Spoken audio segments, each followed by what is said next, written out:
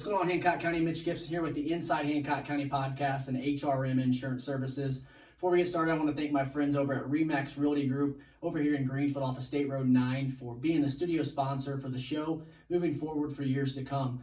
Beautiful backdrop that we were able to put together, so I appreciate RE/MAX, Mark Dudley, Sue Mize, and Hart Sumai at RE/MAX for their time and efforts on getting this taken care of for me to be able to broadcast a great show for you guys.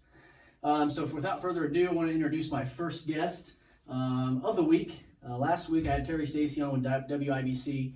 I had some video technical difficulties, and I went to turn the camera off after we shot the show, and I guess I forgot to hit the record button. So I was triple checking here, but hopefully this will be a great first video that we have out on YouTube for you guys. So please don't forget to go check this out after listening to the podcast on Wednesday morning. So next guest, been trying to get him on. He's a busy man, obviously with COVID that happened and the business that he's got here in Hancock County. Mr. Kevin Kerkhof, owner of the Hitherto Coffee Shop, which is, best way to put it is everybody knows where Cynthia's Hallmark is, Taco Bell. It's right next to Cynthia's Hallmark store. If I'm not correct, I think you guys are open 7 days a week. 6 days a week. 6 days a week. Yep. Giving you some phenomenal coffee. I'm telling you right now, the coffee that you guys have is great. I go in there a couple times a week if I can, if the time works for me to visit you guys, stop in and say hello. Enjoy talking to you every time I'm in there. So, Kevin, appreciate you doing the show today, and look forward to seeing what the future holds for you guys over here too. Awesome. Thanks, Mitch. Appreciate you having me. I guess, Kevin, to get started, since you really are a unique coffee shop. I mean, you think of your typical Starbucks or your just hole-in-the-wall coffee spots that are locally, kind of go in and get your coffee. It might have some bagels and pastries and stuff like that. You don't just have the typical coffee, espressos, caramel macchiatos, things in that nature. You've got a passion for board games and games in that nature. So before we get into the coffee business and kind of learn a little bit more about you, what is it that board games, resonate to you and just the passion that brings it out with yourself? Yeah, so from an early age, I had played board games with my family and friends, and my most special memories were with a lot of my grandparents and cousins, playing games on weekends and when we would travel and go, have vacation and just even at home. So I think there's a competitive nature in my family that kind of fueled that, but just a lot of fond memories with special people. And over the course of time, there's, in a sense, a board game revolution that happened. A game called Settlers of Catan had come out and kind of reshaped modern board games, and it just kind of paved the way for many years of ingenuity and creativeness. And I had a close friend that kind of taught me some of these new games and just opened my eyes to a whole new thing. And so from there, it was kind of like getting my feet wet. And it was a rabbit hole that I had no idea. There's a lot more, and that's what I get a lot at the shop is people come in and I was like, I never knew there was this many board games before. And it's like, oh yeah, and I say, this is how many come out, or I should say half as many that come out during one convention in a year. So just one time of year, what you see here is half of new games that would come out in a year. Now I'm not getting like all the new games in. It's a procured selection that I get in of titles that I expect to be exceptional or solid designers from past, and then classic evergreen titles that I think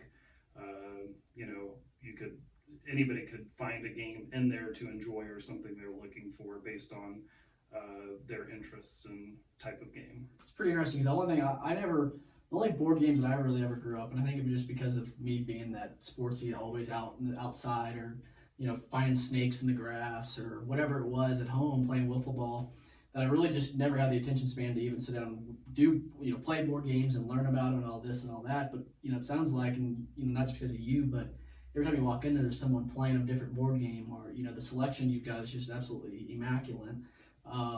So I just remember like playing Old Maid with my grandma, or, card games, slapjack, but I remember like the Game of Life. I love the Game of Life, Monopoly, things in that, but what you have over there is a little bit more of a, bigger selection and different types of things. And I found out from a little birdie who's a, consistent visitor over at the coffee shop. Did I hear that you make your own board games? Well, I have another side company. Okay. It's a little bit, I would say, put to the side right now, just with opening up Hitherto. But amazingly, I owe it to the opening of Hitherto as well, because I was able to springboard off of the success of it to get Hitherto open. So I actually don't make board games in particular, but I make tabletop board game mats. Okay. And so it's a full-size table mat that you could put on any table and convert your table to like a Vegas style, like really nice suede surface on the top. So it's better for like dice rolls, card handling, nice, soft, luxurious experience that you can have for your game experience. That's awesome. Well, there's a fun fact about him I didn't know about.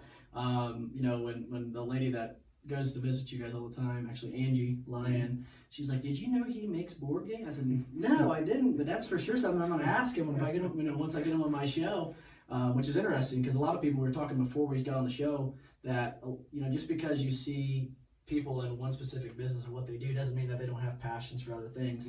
And mine just happens to be podcasting, and I love coaching as well. So insurance is that full-time gig for me, and I have this passion for learning about businesses and the community.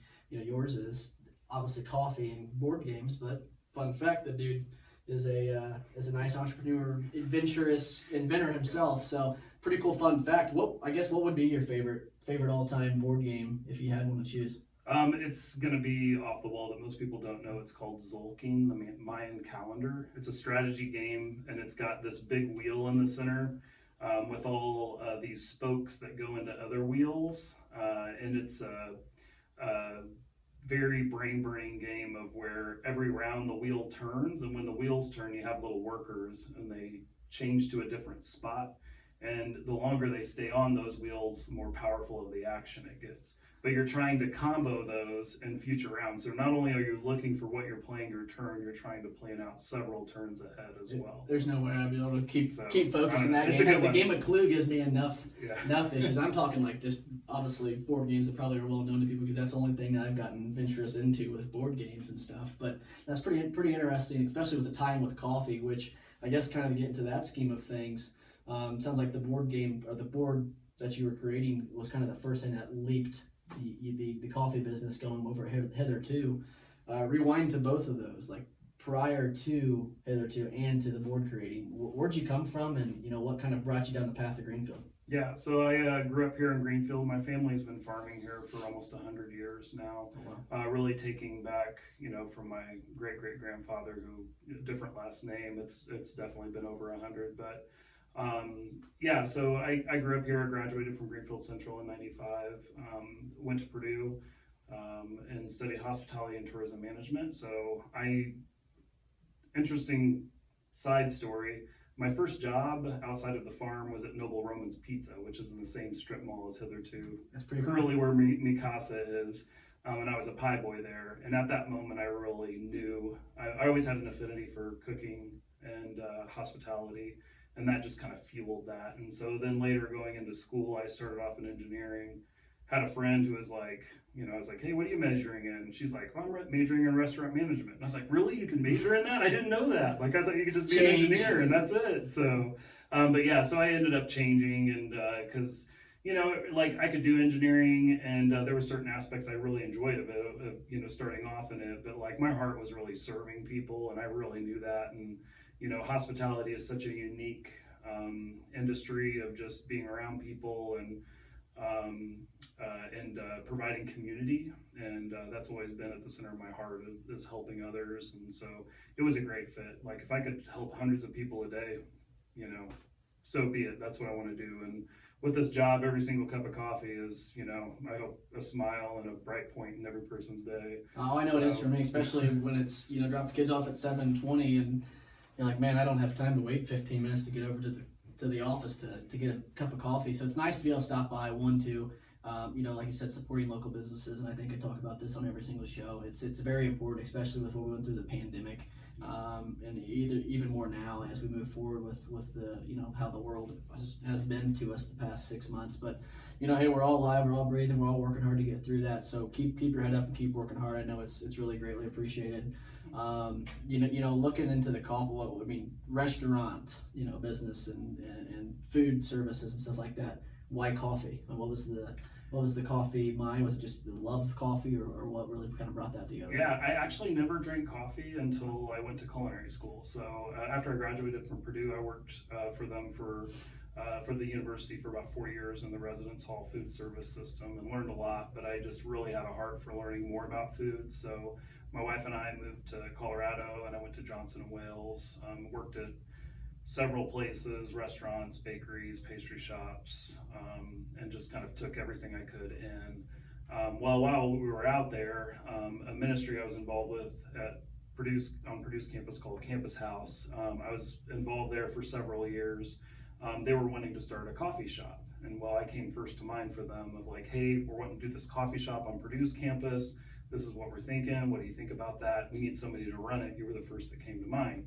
And I was like, that sounds great. Right. I don't know anything about coffee, but I certainly can find out about it. So, but like, again, it's like, and you know, really for what you do, right? You know, granted, it's like helping somebody, like the community you do that with is really important, you know, and how much you can really thrive and shine from a good work community. And, you know, so that aspect of coffee that I didn't know about, you know, again, my fondness for hospitality, I knew in that capacity, I could serve people really well with that. So again, you know, kind of with the rabbit hole of board games, it was the rabbit hole of coffee, and I had no idea what was out there. And like, it is literally like my eyes just opened up to a whole new world of just the industry and just the global connection with that.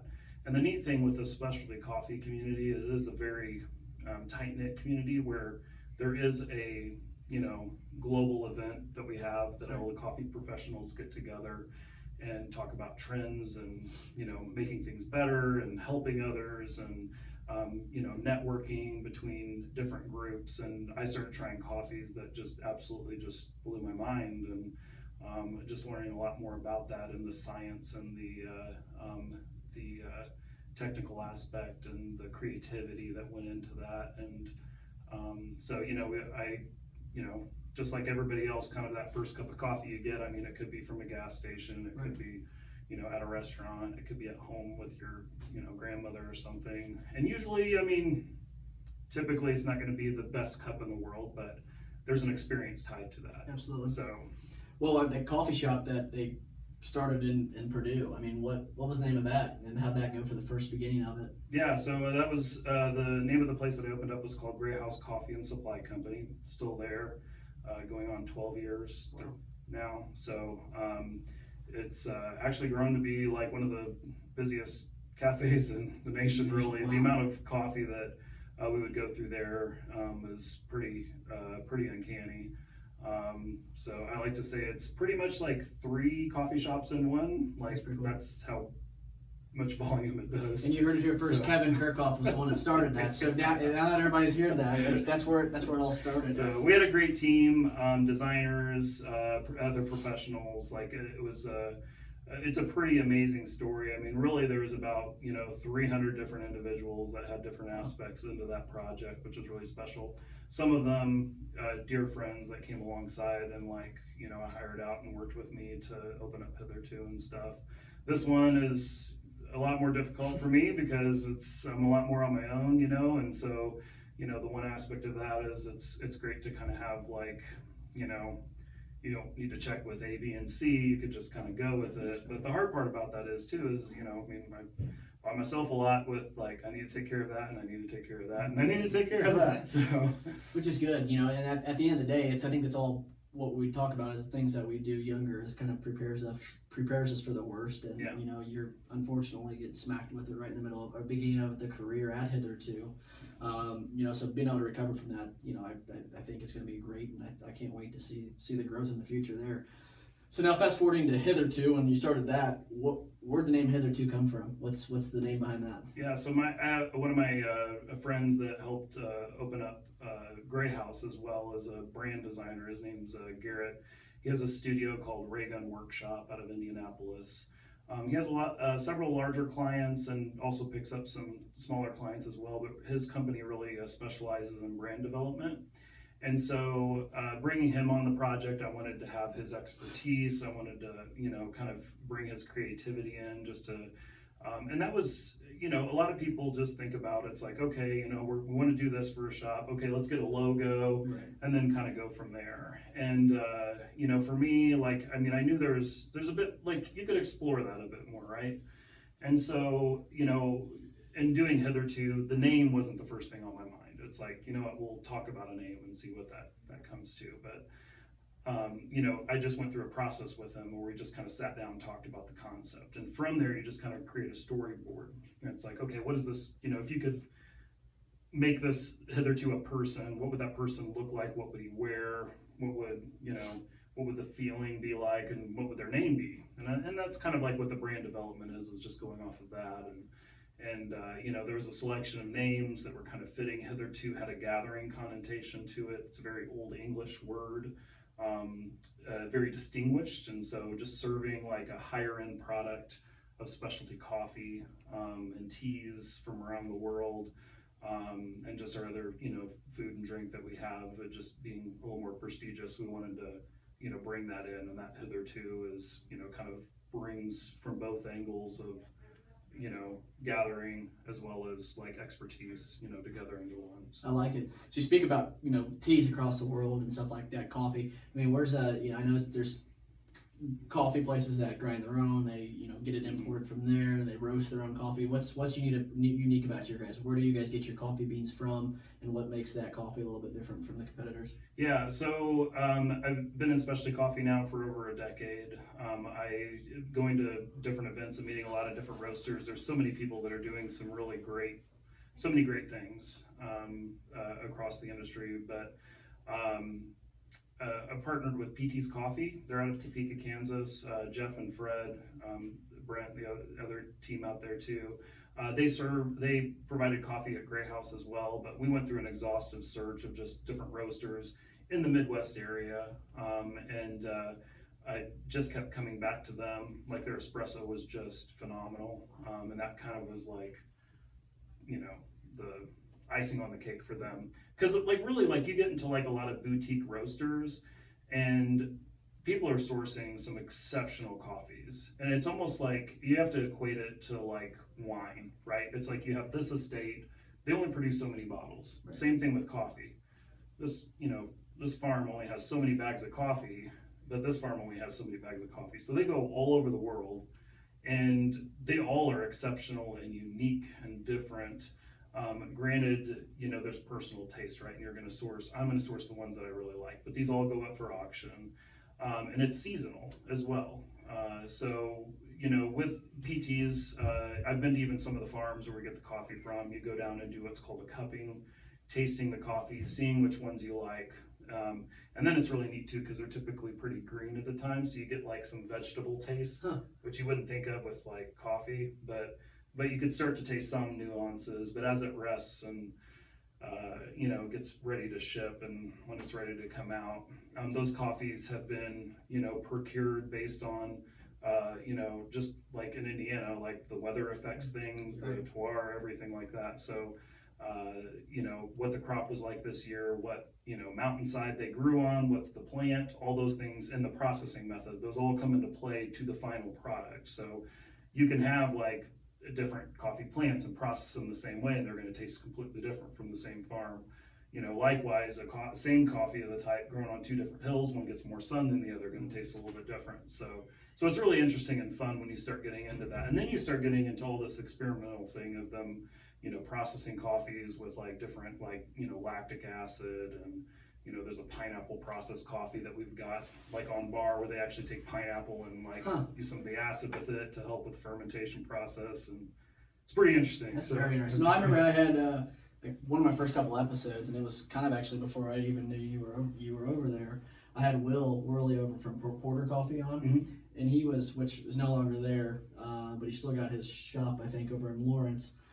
But same thing when I had him on. At first, I was talking to him, and I never really liked coffee until I really started working in the insurance business. You know, when I was in college, I would drink it, it would like hurt my stomach, or maybe it was just a mindset type of deal. But I never really liked just black coffee, just like beer. Like I did not like beer until like after I finished up with college. So I think it's just one of those tastes that I acquired as I go on, and I just like black coffee now. So I know with him, he was talking about, you know, the roasting of them and what he'll do to make it taste like, to make it stronger or lighter. And I'm like, dude, there's actually a sign. People think they just go to the Speedway gas station and fill up their coffee cup, and it's just from the Maxwell House Coffee that's at Walmart. It's really super cool, and that's why I love talking to you guys at coffee and your guys' trades, because there's actually a lot of work that goes into even just the selecting of coffee beans. Yep. Let alone putting together a full-blown menu on what we can have, and what's going to be the most successful product, what's not, what's going to separate us from everyone else.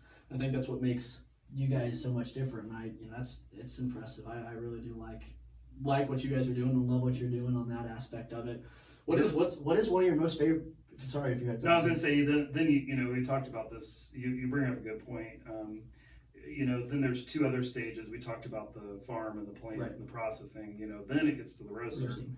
The roaster does their take on it, the profile they're looking for, and then it gets to the cafe, and their responsibility and how they're going to brew it and serve it in a different, in Right. that way, and that has an effect on it. So, because even I can serve my espresso shots, I can tell you right now, even though it's the same espresso blend that like Grey House is still using, like our shots will taste different machine and a different water, and those both have an effect on that shot. I guarantee it. But It's pretty. It's pretty, so when you say you have your product, your HITHERTO coffee, it's awesome. It's like, it's so unique that there's no one that has this same exact coffee, or doesn't. So some people it may taste the same, but as the coffee expert, or maybe even myself now, by thinking I'm a coffee expert with as much coffee as I drink, being able to identify, the differences is kind of cool and unique. So that's awesome. What would probably be one of your guys' most popular? I mean, obviously coffee, but do you have that most popular item that people come in and get? Like in terms of coffee drinks? Coffee drinks, yeah. So we, really, just a cup of coffee is very popular. So, so we have a couple of options for that. One would be is we have a selection of 4 different house blends. They kind of vary on roast and profile taste. So if somebody's looking for a lighter coffee, we have that, or a really darker roaster profile, we have that. Probably the John Brown is our most popular, which is kind of a medium roast. It's got a nice sweet finish to it, but it's a big bodied cup, so it kind of hits like either side, Right. like kind of shoots in the middle for that. And then for me personally, like I mean lattes just are just Basic. like go out constantly. My daily drink is a cappuccino, just like so I could get more of that espresso flavor. It's equal parts espresso, milk, and foam. Smaller cups, 6-ounce drink, really great, exceptional. If it's steamed right and textured right, I mean, to me, there's nothing better. So, but you do have people, they like to sweeten it up, they like to add different profiles, but like I like to encourage them, like, less calories, more amazing taste if you get used to this other drink. So, but we do have options of tasting the espresso either in straight form or cutting it with milk based on sizes. One of our more popular kind of like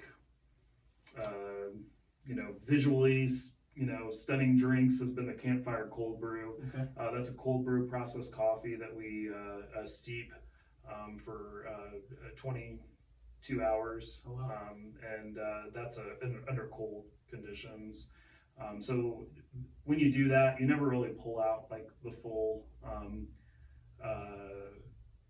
acidic tones in the coffee with that when it's just that lower tone. So you just kind of get this like creamy, smooth, low acid cup with a cold brew. Huh. So it's become very popular.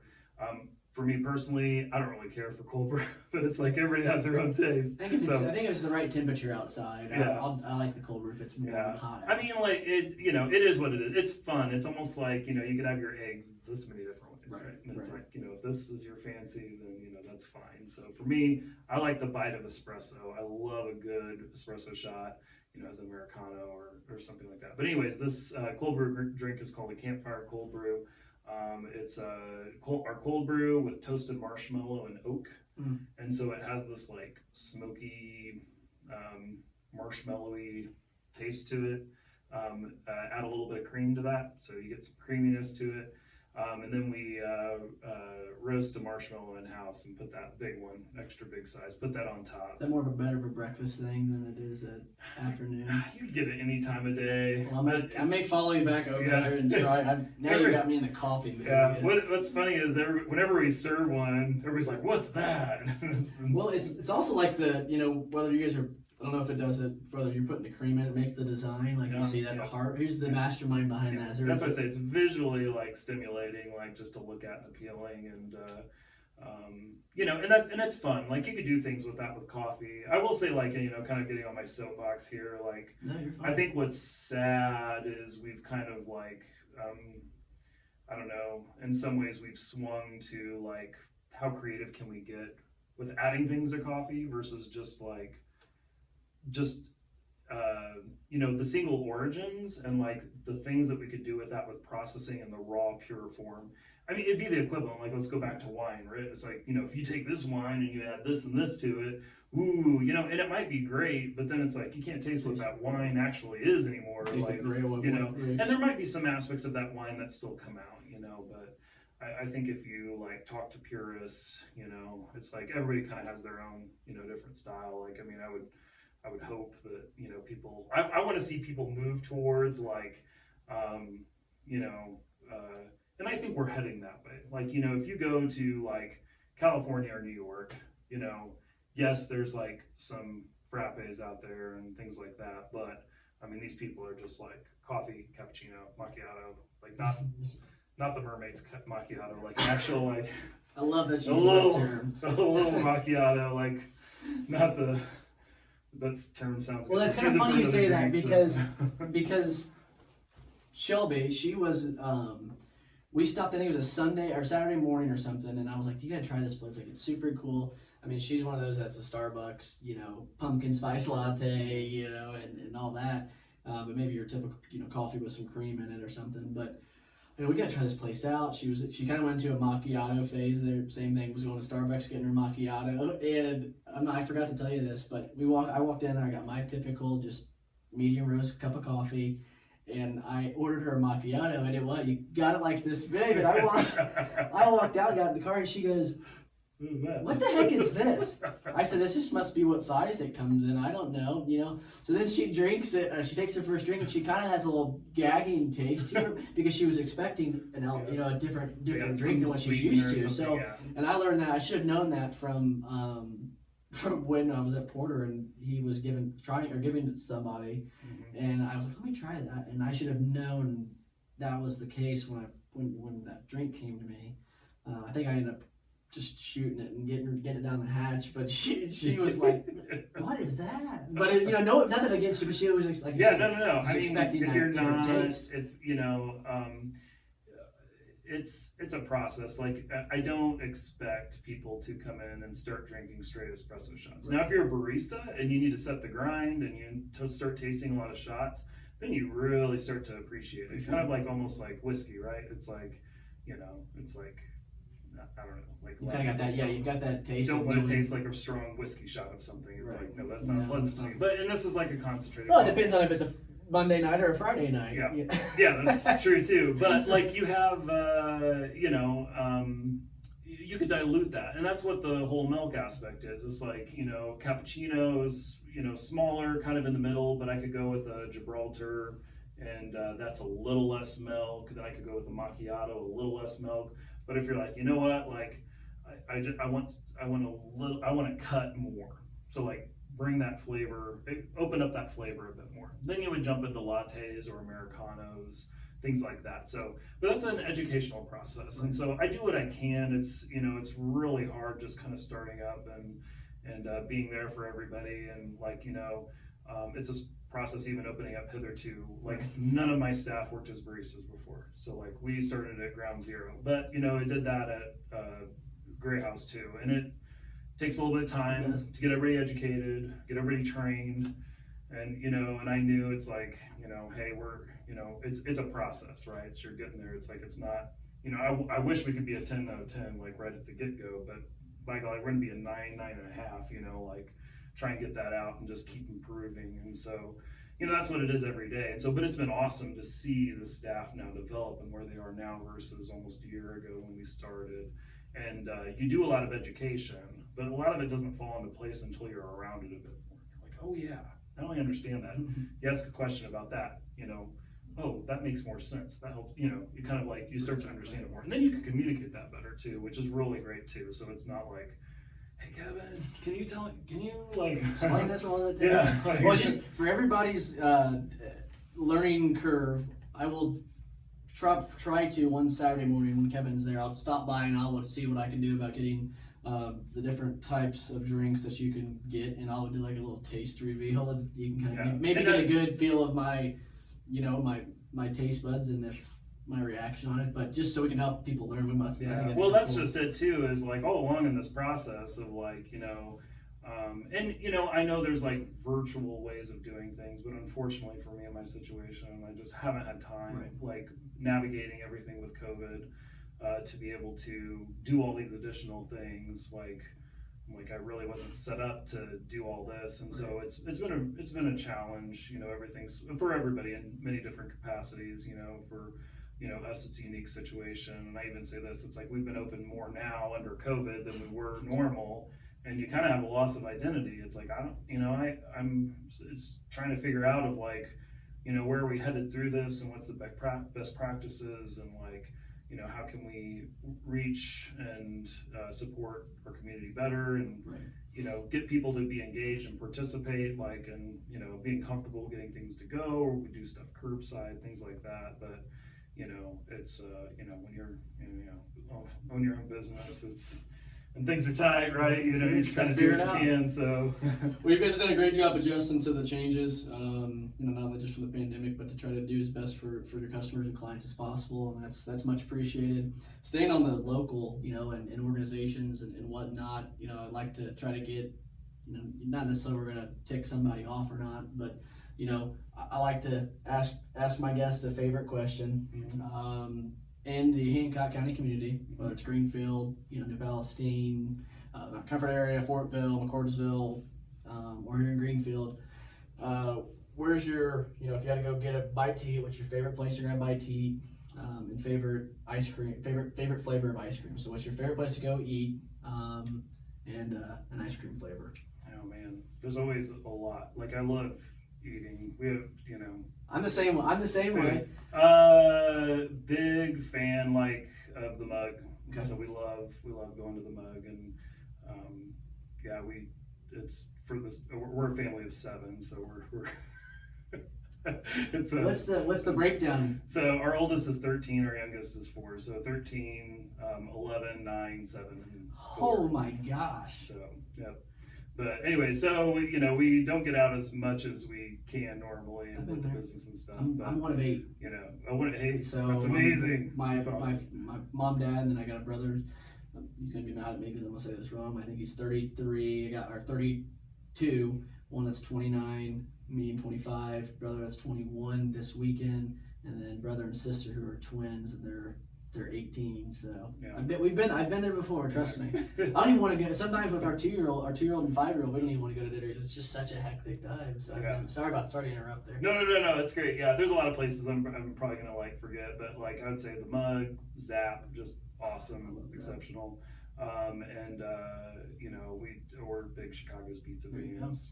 I think it's great. We have a lot of great pizza places in town. Like hometowns making a comeback. Hometown, Mozzie's. I mean, like I think it's like really great. Like it's kind of funny. We lived in Colorado and we could not find a good pizza place. Like there was a place called Bojo's, but it was like a different style of pizza. But it was just kind of amusing. And then also too, like nobody had nacho cheese sauce for their breadsticks. Which frustrates me. Every time I'm somewhere, and no offense, I appreciate people that where I'm at somewhere and they buy the pizza, but it's like nothing. I'm sorry, pizza and cheese sauce is fire. Right? It's to die for. I love it. We just think it's so amusing living in Colorado for a bit, and like there's like little things, but that was what we like remember. There's no nacho cheese sauce with pizza places. It's funny you say that because I had my cousin who pitches for the Texas Rangers, and another guy who grew up in the Hancock or Greenfield, who is now a professional baseball coach in the Giants organization, and our whole family, we were big Mozzie's fan. Like I couldn't wait till Friday night and have Mozzie's pizza. We get the same thing every single week. Family coming to town, Mozzie's pizza, whatever it was. But Jake, loved Chicago's and loved their cheese dip. And Jake lives in Michigan and he's been all over the country with baseball. Same thing, he goes, we'd be out west in Arizona and it was so hard to find a great pizza place. He goes, especially that served cheese. Yeah. He goes, so when I come into town and get Chicago's pizza, he goes, I'll get like 7 or 8 different cheese cups. He goes, I might as well get a straw because it's so daggone good. Yeah. So I must just be a Midwest thing. Here we go. Yeah, it is. It's interesting with cuisines and stuff and like, you know, for areas. But yeah, no, I appreciate it. Like we have a lot of great places in town, you know, in the county, you know, even up in Fortville and everything. And, you know, Fox Garden, we went for our anniversary. Love that It was place. great. Yeah. So, I mean, like, it's really nice. It's interesting. Like we, you know, living in Tippecanoe County for so long, there's so many great places there, but as well, but it's just surprising, like, I don't know, even coming down here, I think there's some place that we feel more attached to, Yeah. you know, than there. So, but we love, like, you know, you know, I think, you know, the local businesses here just really shine. So. Absolutely. Well, Kevin, I'm gonna let you go.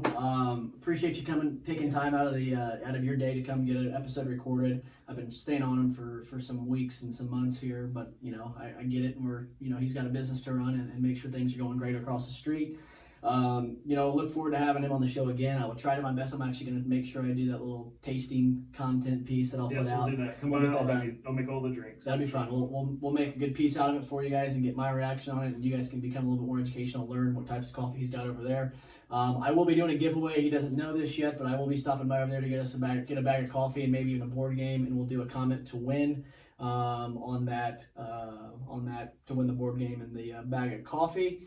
So prepared to see that post in the upcoming days here. We're gonna have you guys like the page, like the post, and share it. And then you gotta like Hitherto Coffee on Facebook and Instagram as well to be entered into that contest. And we'll draw that winner on Friday or Monday. Heck, I don't even know when I'm gonna put this video out. But one of those days, we'll make sure the contest rolls in. Who knows what? I don't even know what days it is right now. We've just rolled into the rest of the night here. So once again, Kevin, I really do appreciate it. Keep doing what you're doing. It's awesome. Don't forget to go visit your local coffee shop, Hitherto Coffee, on State Road 9, across the street from actually the REMAX Realty Group office, kind of catty corner area, and next door to Cynthia's Hallmark store. So, you know, for the Inside Hancock County podcast, inside the REMAX Realty Group Studios, thank you for tuning in today. Thank you for our show sponsor, the Hancock Hope House and Thrift Store. Go over there and shop and give back to a great cause for our community and your town. So always remember that you can make a difference in Hancock County. Don't forget to like, subscribe, and go check us out on YouTube, Facebook, and Instagram. Have a good rest of your day, and we'll see you guys next time. Thank you.